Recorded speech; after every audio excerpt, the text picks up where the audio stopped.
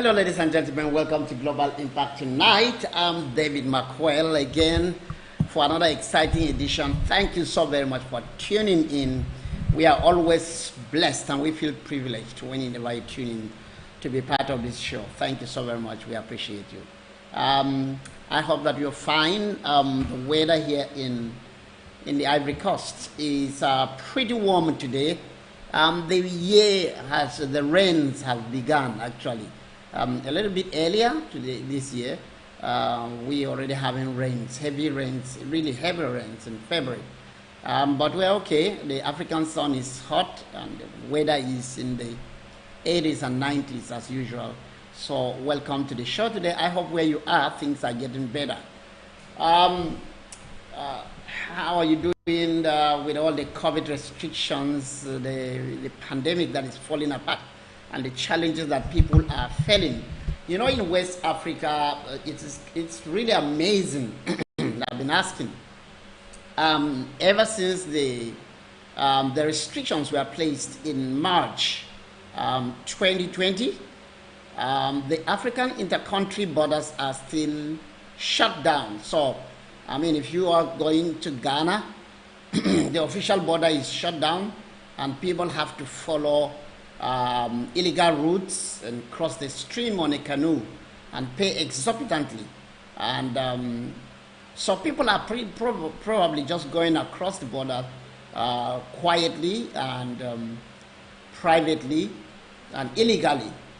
And so the same thing with the border between Ghana and Togo, and the borders between the Ivory Coast and other countries, Liberia and so. So it's really funny that in Africa, all other restrictions were lifted already by June or latest July 2020.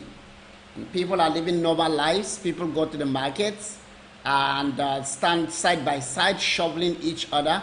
People get parked inside metro buses and minivans, and there is basically no restrictions whatsoever when it comes to that. People go to churches, offices. In fact, symbolically, this require masks, but most people don't use it. In fact, when you go into a bank or wherever you go, you find out that the people who are actually the staff, they are not wearing the mask. So of course, you just know that it was a symbolic thing, so you remove yours. The shopping malls are the same. You know, people remove their masks and so on and so forth. Going interior from Abidjan and also from Lagos to other parts of Nigeria, from Accra to other parts of Ghana. You go to every country and it's the same thing from Monrovia to other parts of Liberia. And from Freetown to other parts of Sierra Leone, you find out that people are just living their normal lives. Everything is basically normal. Now, so what I don't understand is that the airports are open, flights are coming in, and yet the land borders are closed. So is it that COVID doesn't come through the airports, only through land borders? I don't understand the logic behind that. And besides, Africa basically has no issue with COVID. Basically, most countries in Africa have no record of COVID positive in a long time, and yet restrictions are put in place. People who live by trade at the border towns are being choked. In fact, all their businesses are destroyed. People are truly struggling. People are finding it very tough. When out to the market, there are lots of Nigerians who sell in the market. All their goods come from Nigeria. Most, not just Nigerians, I've bought things are very scarce. You know, there's a lot of famine out there. So I just don't understand, what's this all about? You know, what's this all about? You know, it's really funny. It's not about COVID.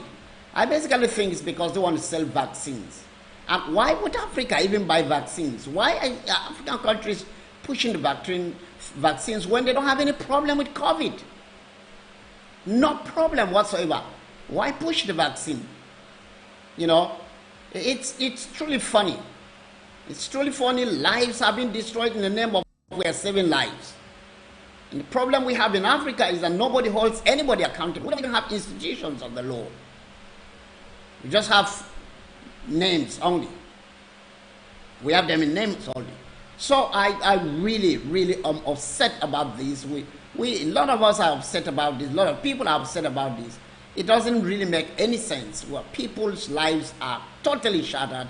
Already in Africa, life is hard. It's really hard to make money. It's really hard to succeed, to survive. And yet, the little that these people are doing has been totally erased.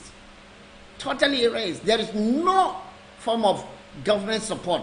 If you're going to get government support, then your uncle has to be in power. Someone from your family, someone who is a friend to someone you know. Otherwise, you just don't have any chance at this time of going on. And people are suffering. I think something has to be done. And I don't know why ECOWAS is not opening the borders. ECOWAS, the Economic Community of West African States, should open the borders and let people freely flow and live their lives. In the interiors of every country, people are flowing, living well and living their lives, going back, they've totally gone back to normal in the interior. So why is cross-border trade completely shattered? Why is it destroyed? Doesn't make any sense at all. We in Africa have lots of hydroxychloroquine, ivermectin. We don't have any problem. People were cured. Almost all, 100% of those who got COVID got cured. We don't have any problem. Really, this is really upsetting. And that's the reason why we really appreciate what the Canadians are doing. The Africans are not honestly having any chance at fighting this. We have been subdued all, I mean, when slavery came, before the slavery came, kingdoms were subduing kingdoms, ethnic groups were subduing ethnic groups. The colonial masters came and subdued us. And then after they left us a corrupt system, a corrupt cabal of politicians that are subduing us. We don't know how to fight for anything in Africa because there is no law standing for us. There is no constitution that protects us. You basically don't have a say. That's why we really appreciate the Canadians. We love what they are doing, you know. So let's, you know, as a tribute to the Canadians, and as something that we as Africans really appreciate, and let's have a look at the clip of how the Canadians are fighting. Actually, really, I really give it to the Canadians. We've always seen the Canadians as the little brother of the United States. You know, totally comparable with the United States, Canada had no chance of being considered in anything. They were not known for anything, really nothing. It's nothing you are known for. I mean, Canada was known for. The only thing in Africa that Canada was known for was that immigration was easier to Canada than to the United States. You know, so beyond that, Canada wasn't known for anything. But this is the first time that Canada has stood out, really. I tell you, that people have great respect for Canada. People have great respect. Somehow, we have a feeling that Canada is not fighting for itself alone. Canada is fighting for all of us. In fact, from Africa, we cheer them up. We are so glad to see someone fighting. Hopefully, one day, Africans will fight back. So, thank you so very much. Really, we appreciate you.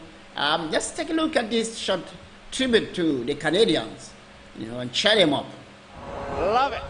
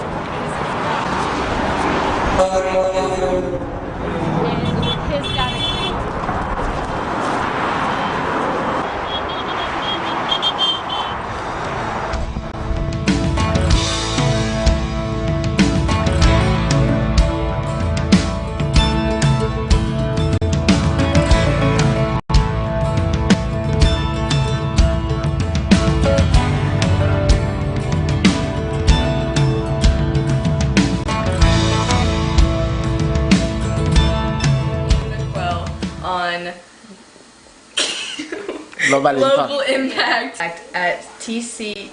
Oh my word! On Global Impact at TCN with David McQuell on Global Impact TEC.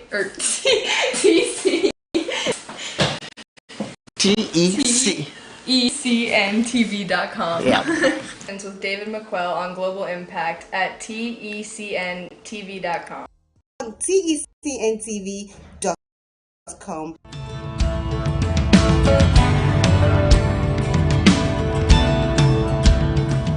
All right, welcome back to the show. David McQuell here. We are talking about self-education. Educate thyself. How do you navigate through life? How do you get things done in life? You have to educate yourself. Do for yourself what no one may want to do for you, and really that's really very important. And so we have learned through how many days now we've learned to see how in life learning continues. First of all, like I said, there are two separate types of education. There is formal education and then the informal education. Formal education is the educational academic system that most countries have. In many cases, it is a government effort, or government and private effort, to get the younger generation, to get children educated. That's formal education. So school is organized, certain principles and timetable. They come together, sit down together in a class, and then they have professional teachers who teach. That is formal education. However, informal education is the non-academic, non-school system of education. It is education that you learn, you give yourself education, you educate yourself. And then, like I said again, education has existed even before school started. We saw in Genesis chapter 4, the Bible says, and Cain built a city. So I keep asking, how would Cain build a city without going to school? You know that even building a small house, a single room, or even building something really, like a hen cook, you must have some sort of knowledge of engineering. You must be able to take measurements, You must be able to take measurements and do something. In fact, you cannot, as an illiterate, just get up and build a hen cook on your own. You need some sort of education and tools. How on earth does Cain build a city if he had no education? That will be ridiculous. How did David become king of Israel even though he didn't go to school? Did you see that? How on earth did Joseph become prime minister in Egypt? A man who had no basic education, didn't go to school, and yet he became the prime minister in Egypt. David became the ruler of Israel, not just the ruler, but actually the best of all, best ruler Israel ever had. How did they do that? Even though there was no formal education, there must have been some sort of education other than formal education. There must have been learning. There must have been some sort of teaching. Okay? Joseph must have known how to manage, how to run affairs. We also know that Daniel was such an educated man. When he went to Babylon, they put them in school and he outdid the Babylonians. So absolutely, education has always existed. Like I said, before a child goes to school, he gets to learn. For example, the moment he is born, he begins to learn how to feed himself by grabbing his mother's breast and putting the nipple in his mouth. Sometimes even with his eyes closed, he just pulls the breast into his mouth and begins to suck. Without any training, nobody teaches him and say, hey, you are now born. You're not going to be fed from the placenta. You have to grab that breast and put it in your mouth and suck the nipple. Nobody taught the child. That tells you that there is much more than going to school. And then the child learns to sit. And then he learns to stand. And he learns to move around. And then he learns to walk. All these are educations that the child doesn't go to school formally. There's not training classes for that. But education continues. A child continues to learn. In fact, when you talk about formal education, I have known many people who started reading at home even before they went to the school, basic school. That's incredible. That tells you that learning is always happening. There must be some sort of learning. And it's absolutely important for us to understand that and to get that. And when we do that, then we become efficient, We become efficient. Yesterday I shared with you about how, was it yesterday? I believe it was yesterday, about how I learned French. Now before I go into that, I want you to understand before you say, oh, I can't learn anything. And I tell you that there is none of, anybody who was born 20 years ago, in Africa particularly, the mobile phone industry was just beginning. So, of course, children then never had a phone. So, all the elderly people, or rather adults, were the ones who were having a phone. And everybody had to learn without going to school. Everybody learned how to use the mobile phone without going to school. Now that's education. They are education. They are educated without going to school. That's self-education. If you can take time to learn about the cellular phone that you are using, you take time to learn how to use it, then you can as well take time to learn how to make money. You can as well learn how to take care of your health. You can as well learn how to take care of your family. You can learn how to take care of your job, how to be committed, how to do better in your job, if you can only pay attention and seek knowledge. I love what the Bible says in Proverbs.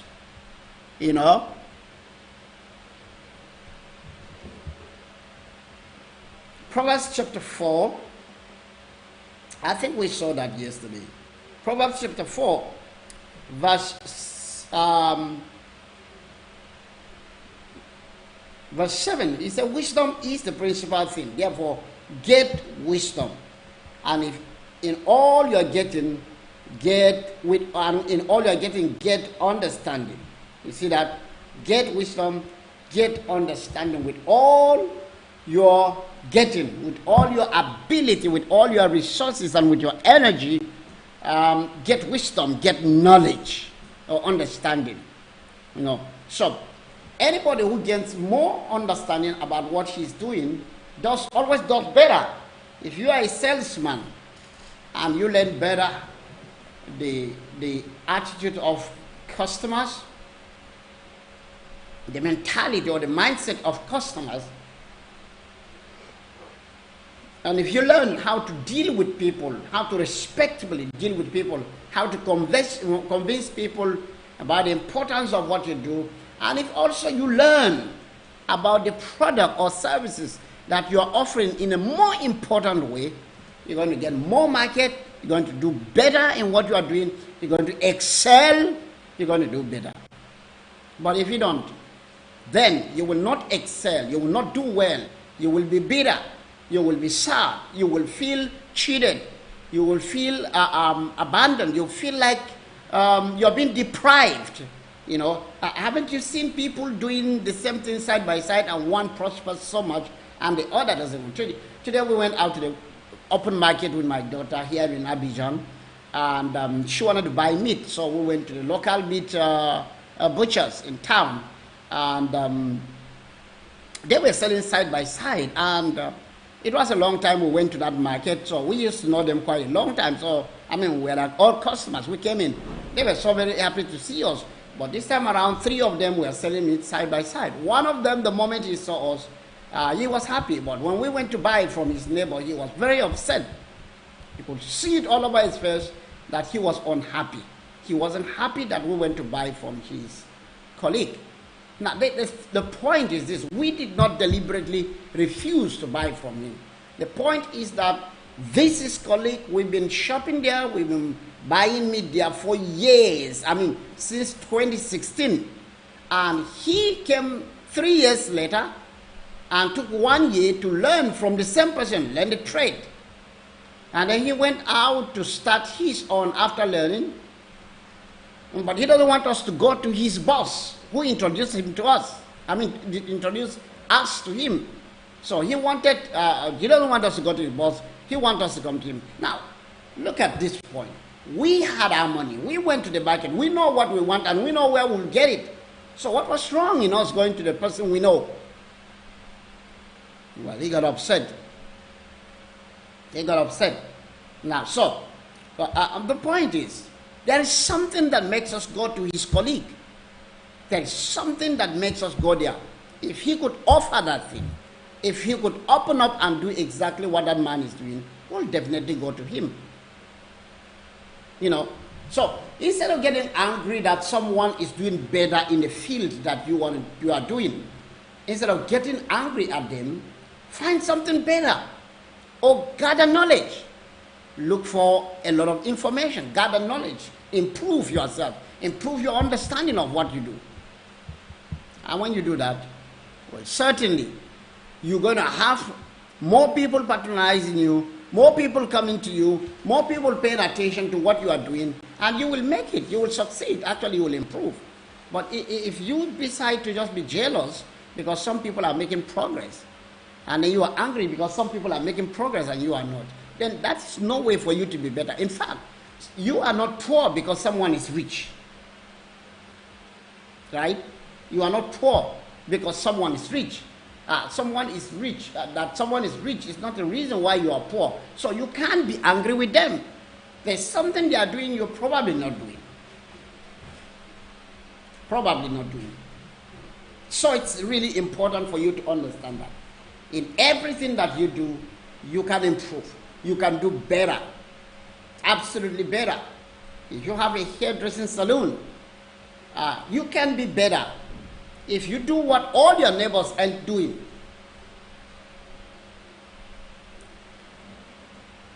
so it's really important for you to seek knowledge, to seek understanding. It's important for you to go out there and improve yourself. And improve yourself.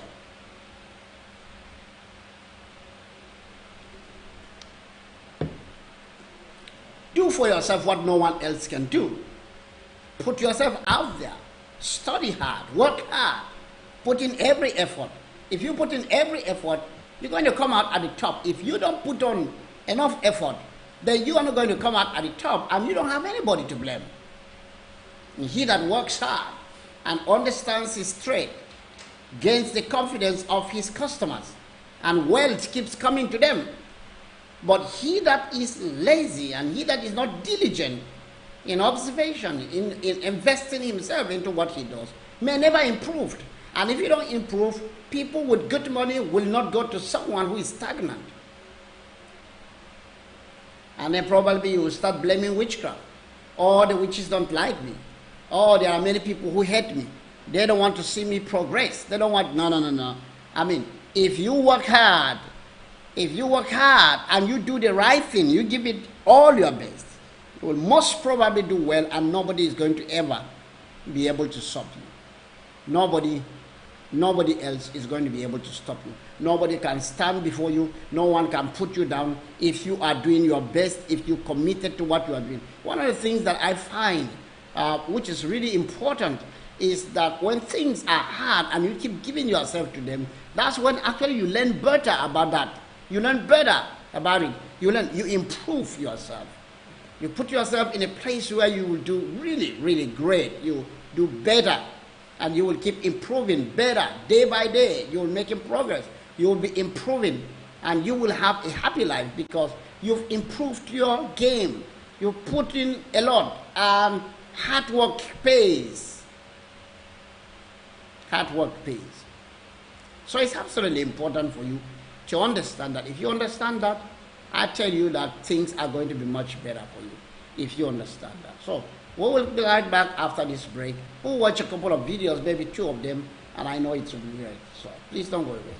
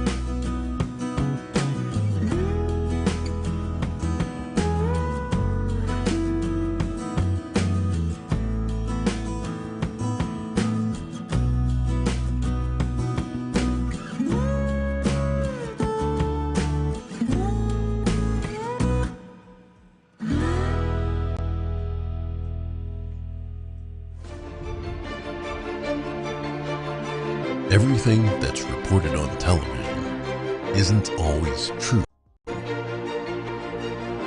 but it should be. NTD, the power of truth.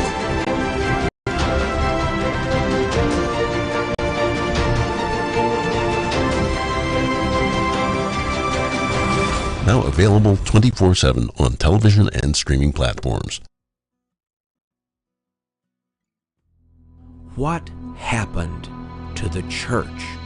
To the living, powerful, transformative, nation-shaking Christianity? What they're trying to do is completely demolish Western civilization and then to rebuild it in a just society. How do you break down American Christianity?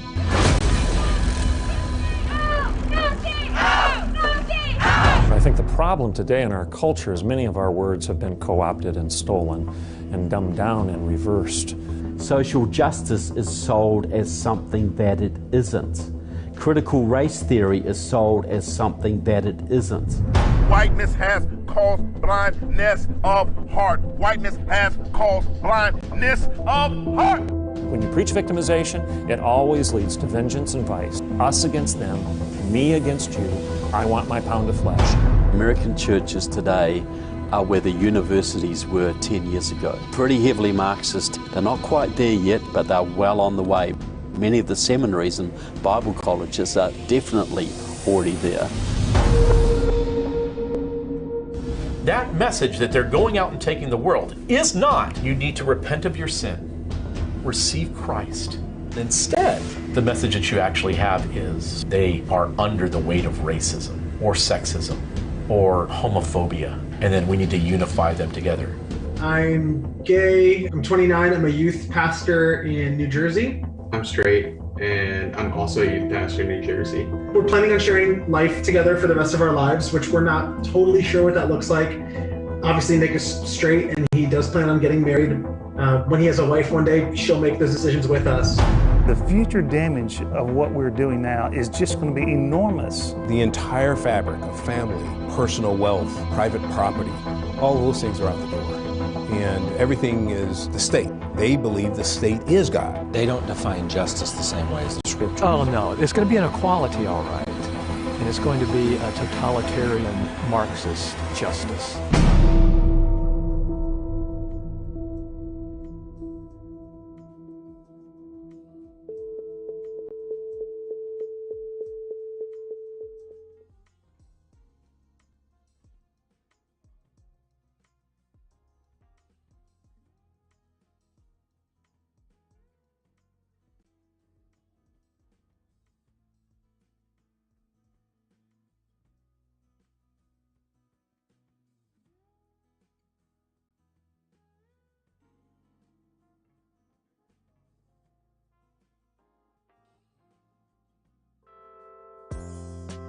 Dreams are potential seeds.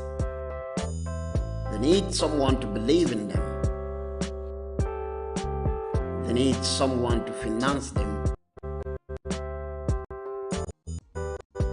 And they need someone to embrace them. Help us win Africa for Christ. Okay, welcome back to the show tonight. I hope that you can see us. Yeah,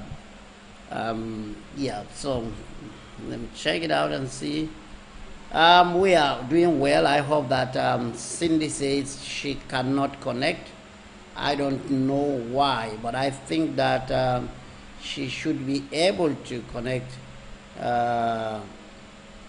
if not for anything, you know. So let me check it out and see. All right, so welcome back to the show tonight. This is David Marquel. We are really having a good time here talking about the importance of self-education. As you can see on the screen, you can see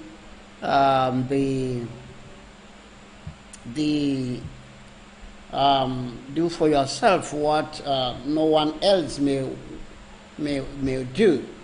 No one else may.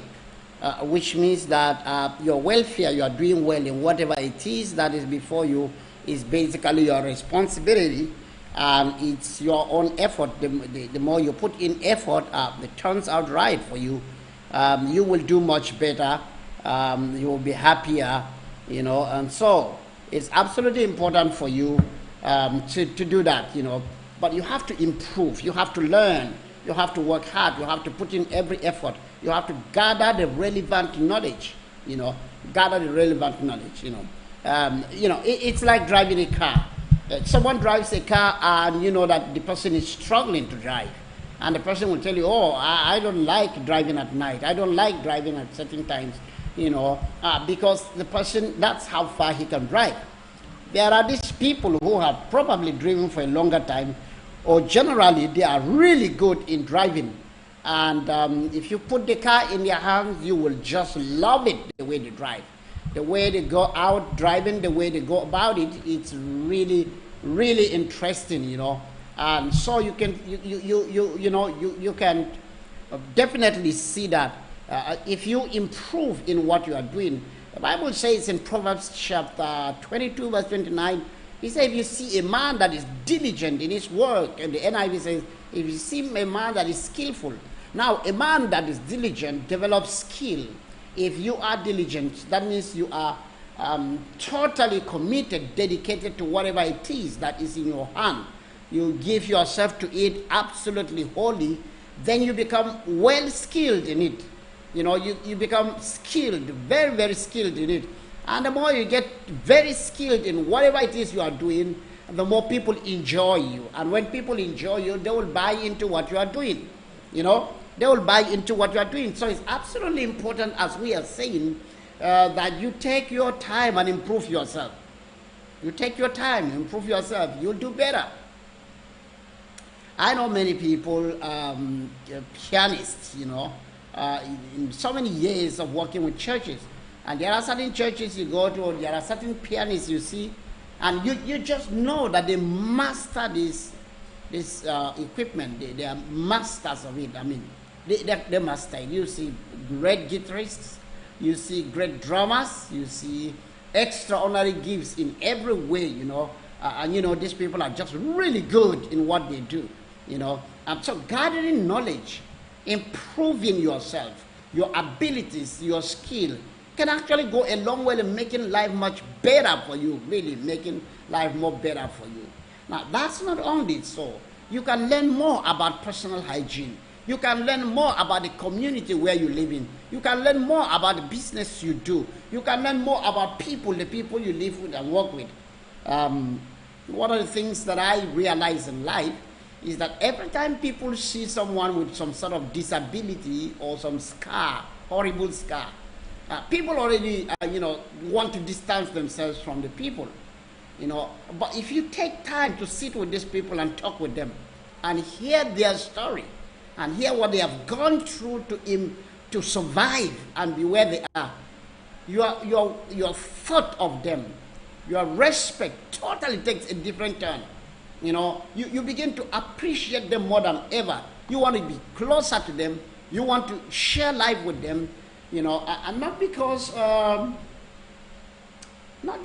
you're looking for some sort of approval, but you know, hearing their stories really makes you appreciate them better than ever.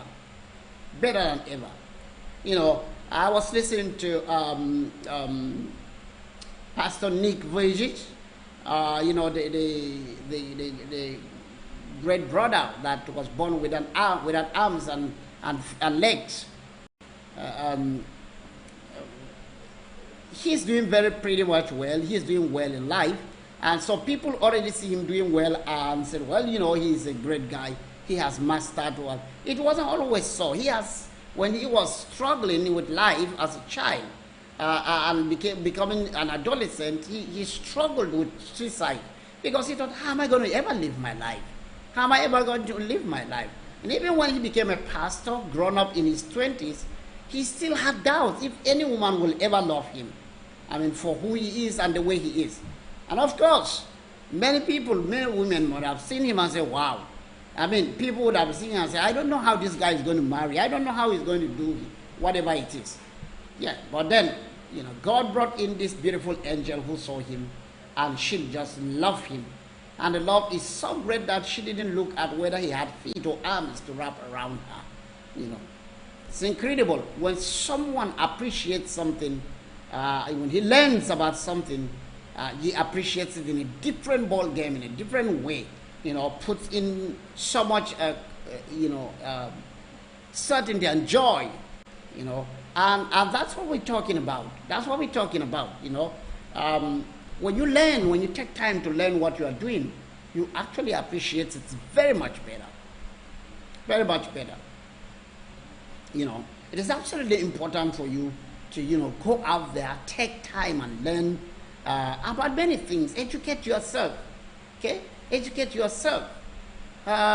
When you live in a house, it's incredible, you know, how much knowledge is out there. I tell you, how much knowledge is out there.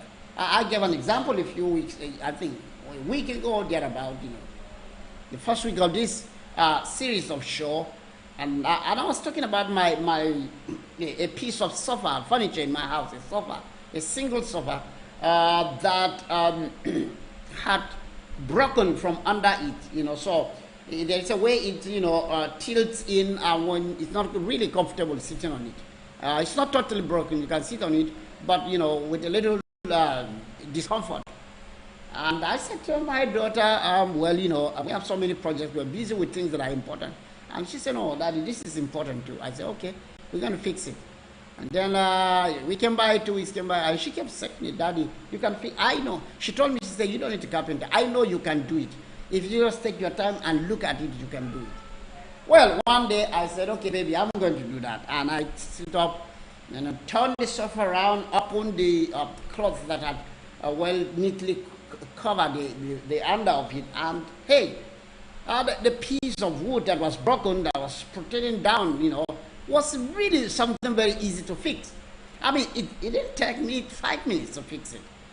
It didn't take me, I'm not sure, it took me 3 minutes. I just pushed it back to where it was, and I got my nails and I nailed it well so that it will hold quite well. And I finished. Wow. And I was surprised. You know, I was surprised. You mean I could fix this thing? And what was I waiting for? What was I waiting for? You know, you can do much better if you take your time to improve yourself. You take your time and say, I'm going to do something about it. And you're going to take time and educate yourself. You're going to take time and learn a new skill. You're going to take time and think about your life.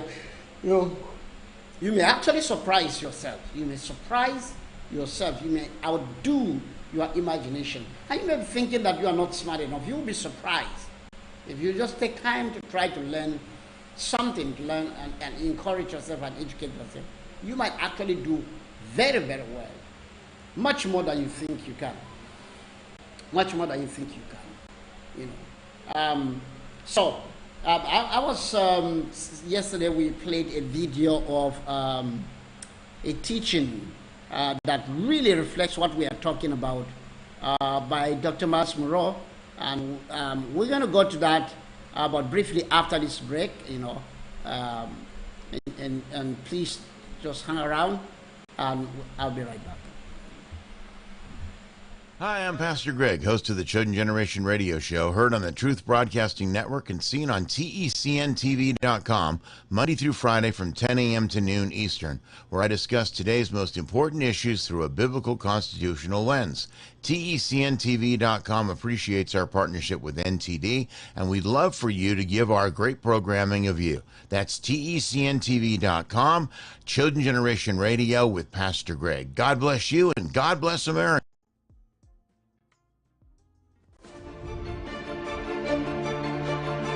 Everything that's reported on Tell is true.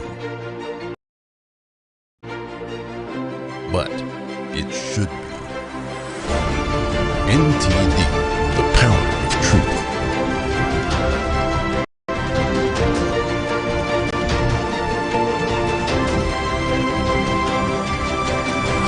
Now available 24/7 on television and streaming platforms.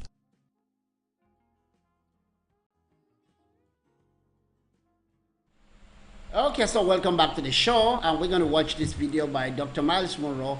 It is an illustration of what we've been talking about, self-education, and he is sharing his personal account of how he came from the dust to become the counsel to world leaders, an expert in many things. In fact, he once addressed the United Nations General Assembly. Who is this man, and what happened to him? I would really want to. Yesterday we played it, but the connection was really bad. So, you know, those of you who are here can witness that. But today you're going to enjoy it, I tell you. So I just want you to watch and take it. I encourage you to take a jotter and a piece of paper and a pen and, you know, get some points down. It's going to help you. I'll be right back.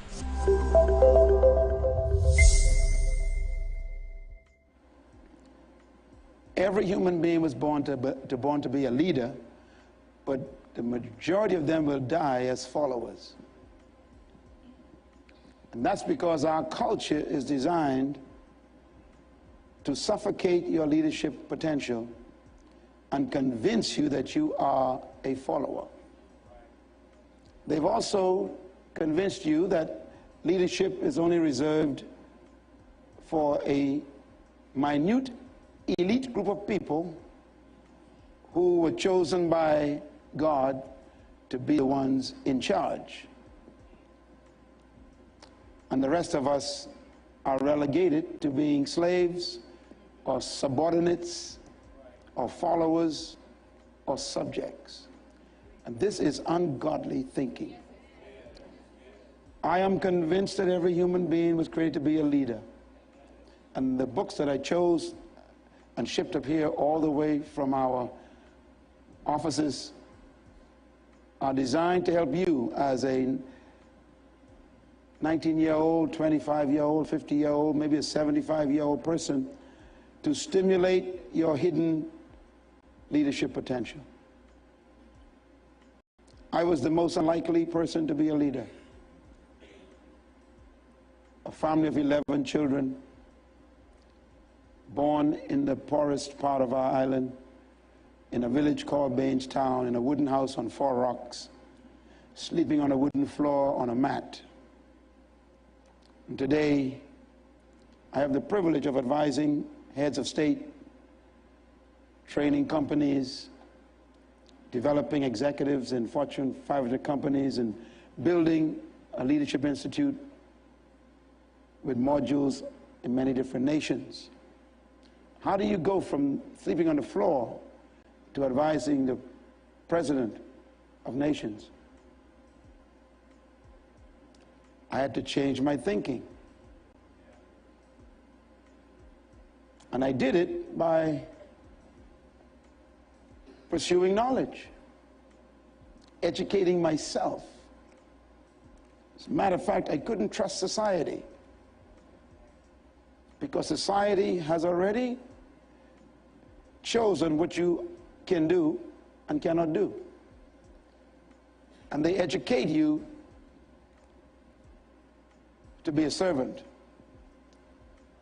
And they train you to get a job. And so I had to break away from that culture and discover the truth about life myself. Books are my best friend. My library is my greatest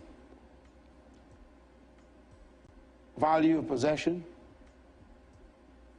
If you had a choice to give me a box of chicken or a book, I would take the book, because the book will teach me how to fry my own chicken.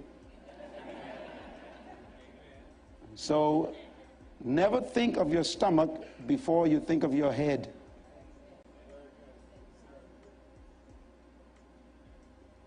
Your stomach has no creative power. Your brain is a muscle. They finally figured that out about 15 years ago. And all muscles must be exercised in order to be strengthened. And the scientists have discovered that the brain is exercised by thinking new thoughts, which means that when you engage your mind in new concepts, you are exercising your brain power and developing your capacity to grow your thinking faculties. This is why we encourage people to pursue knowledge. Write this reference down, Proverbs chapter 4, verse 7. It says,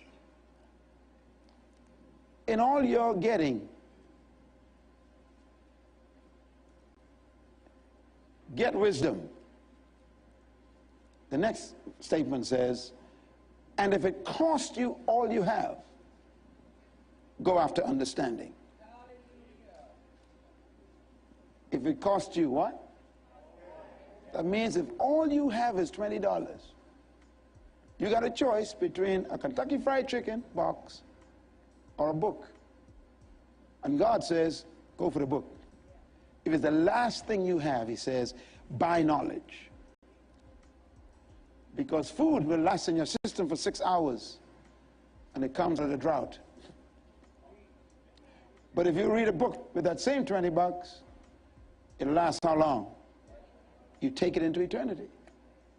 So wise people know how to invest their money, and the greatest investment, according to that verse right there, is get knowledge, understanding. So I really beg you tonight to invest in yourself. I do it, and that's why I stand here to talk to you. And the more you invest in yourself, the more God trusts you with people. Like Paul told Timothy, study to show yourself approved of God. There's some folks God don't approve because they didn't study. And then it says, then you'll be a workman who won't make God ashamed. So turn your home into a library. Turn your shelves into a university. And turn your armchair into a classroom. And transform your life in your own house. And watch God expose you to the world, because he won't be ashamed of you. And all you're getting, get understanding. If it costs you all you have,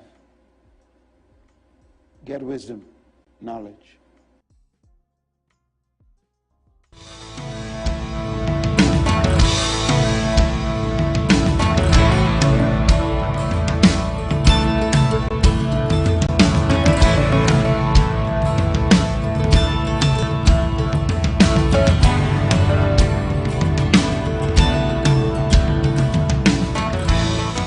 Thank you so very much, Dr. Myles Munroe. That is really some great teaching. I don't know if you had taken any notes. I took lots of notes here, and so much to say in such a little time.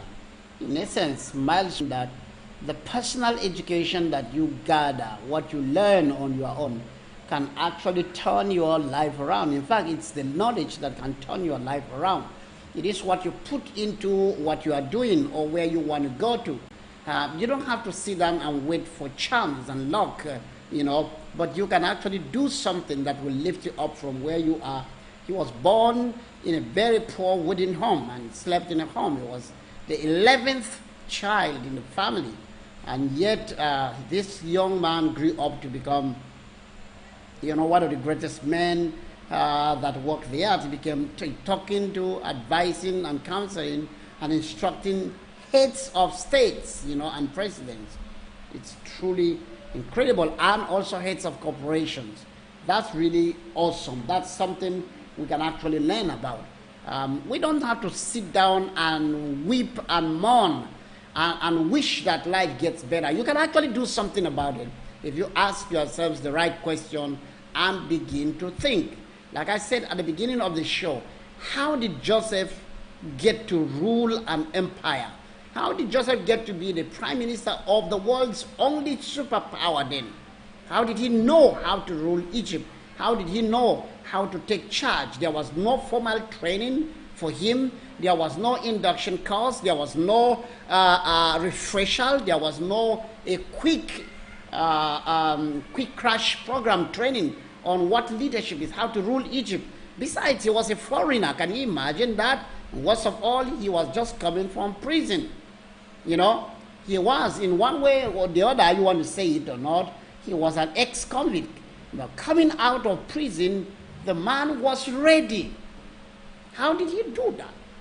How did he do that? Because everywhere Joseph went, it was truly a time of learning. It was a place where he was learning, he was improving himself, he was putting in himself. He must probably have been figuring out, asking, hey, one day I'm going to be a great ruler. How am I going to do it? He must have thought about it over and over in his mind. Because the moment Pharaoh said to him, from today, no one is greater than you, except no one, and everybody cannot move his finger except at your word, which basically meant, I'm making you the leader of this nation. It is incredible that a foreigner who went into the country as a bought and sold slave and then was thrown wrongfully into prison, got up from the prison and went to the throne straight to become a ruler. I like asking questions. I like thinking. One of the ways I meditate on scripture is to ask questions. How did he do it? How did Joseph do it? Well, Joseph kept educating himself. When he was in Potiphar's house, he learned management at that small capacity. Those houses were not small houses. They were large families. He learned how to manage those houses and translated the same principles into running a nation. It is truly, truly, truly incredible. I tell you. I'll be right back, after this break. Please just hang around. Hang around. I have a special announcement. I'll be back. potential seats.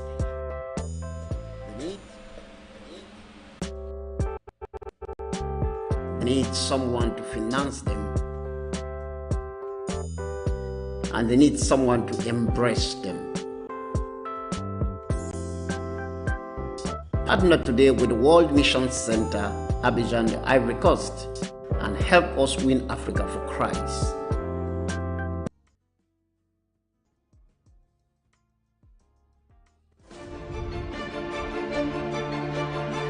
Everything that's reported on television isn't always true, but it should be. NTD, the power of truth.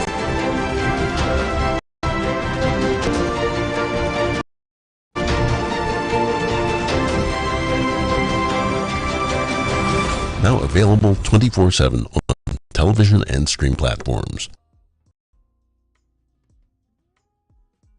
All right, welcome back to From the Break. I'm David McQuell, your host on Global Impact. On Friday, it's going to be a special edition. It's going to be my birthday. It will be my 51st birthday. I'll be 51 on Friday, and I will really want you to be here. I'll share with you some exciting things about my life and what I do, where I am, and it's going to be incredible. Never done this before, but I'm going to do it. It's going to be my birthday. It's going to be a special birthday edition of Global Impact. Please join in on Friday and enjoy the best. God bless you. Thank you so very much for tuning in today. It's been a wonderful day, and we love you. We appreciate you. Pray that God will keep you, God will be with you, and everything's going to be fine. I believe that everything's going to be fine. So God bless you. See you tomorrow. Bye-bye.